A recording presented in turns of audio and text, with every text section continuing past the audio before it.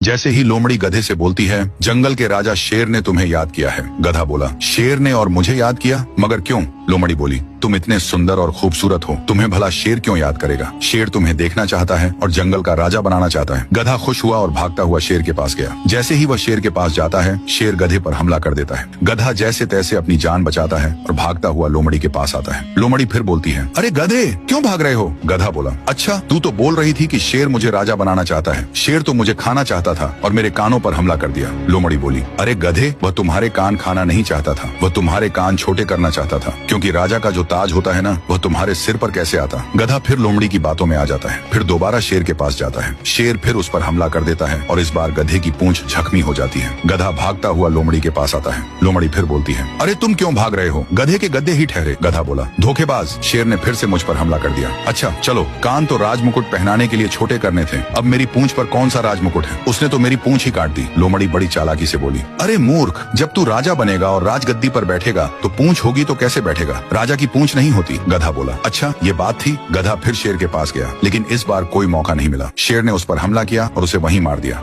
लोमड़ी शेर के पास जाती है। शेर बोलता है, अरे लोमड़ी, मैंने इसका पूरा शरीर खा लिया है, लेकिन मुझे इसका दिमाग नहीं मिला। लोमड़ी बोली, अरे राजा, इस गधे के पास दिमाग था ही नहीं। अगर इसके पास दिमाग होता तो 2 बार धोखा होने के बाद तीसरी बार थोड़ी आपके पास आता।